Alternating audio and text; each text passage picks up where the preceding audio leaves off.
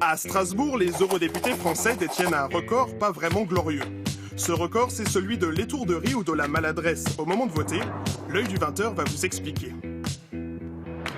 À midi, quand la cloche retentit au Parlement de Strasbourg, ce n'est pas pour la cantine, mais pour appeler les députés à voter. Chaque amendement ou résolution est désigné par un numéro. L'article 6, paragraphe 9. Attention, c'est un peu technique. En deux parties, première partie par appel nominal, le vote est ouvert. La session dure 2 heures, mieux vaut donc rester concentré et lâcher son journal ou son téléphone portable. N'est-ce pas, monsieur Mélenchon ? Pour ne pas se tromper, les eurodéputés ont leurs anti-sèches, une liste de consignes de vote préparées avec leur équipe, plus on vote pour, moins on vote contre. Et si ce n'est pas clair, il suffit de regarder son coordinateur de groupe. Un pouce en l'air, on vote pour, un pouce en bas, vous avez compris la musique. Alors, impossible de se tromper? Eh bien, pas vraiment. Juillet 2015, le Parlement européen vote un texte faisant la promotion du consommé local et du recyclage. Sur le banc du Front National, c'est Marine Le Pen qui coordonne les votes de son groupe. Et pourtant, ce jour-là, les élus du FN vont beaucoup se tromper. La preuve, en épluchant le procès-verbal de séance, nous avons comptabilisé 736 demandes de correction de vote. Autrement dit, 736 erreurs. Sur un seul texte, c'est du jamais vu à Strasbourg. Alors d'où vient le problème?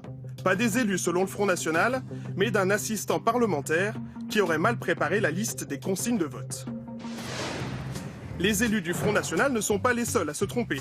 Selon les statistiques du Parlement, entre juillet 2014 et octobre 2015, voilà les 4 eurodéputés qui ont le plus corrigé leur vote.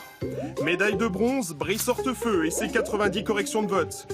Médaille d'argent, l'élue portugaise Claudia Monteiro. Médaille d'or, Jean-Luc Mélenchon du Front de gauche. Et Dominique Bildt du Front National ex aequo avec 108 corrections de vote. Et parfois, ça donne des situations assez cocasses.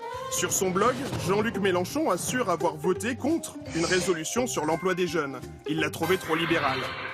Mais quand on se penche sur le PV de séance, qu'a voté Jean-Luc Mélenchon? Il a voté pour. Et a ensuite corrigé pour voter contre.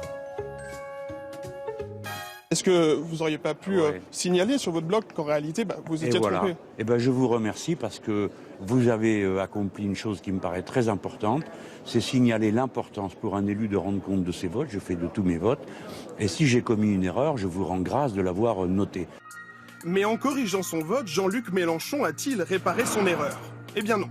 Le règlement du Parlement est formel, la correction n'est que de pure forme, seul le premier vote compte. Le résultat du vote n'est en rien modifié. Avec plus de 1750 corrections de vote entre 2014 et 2015, les députés européens français sont ceux qui utilisent le plus ce joker, qui n'en est pas vraiment un. En réalité, pour bien voter une seule solution, il ne faut pas se tromper.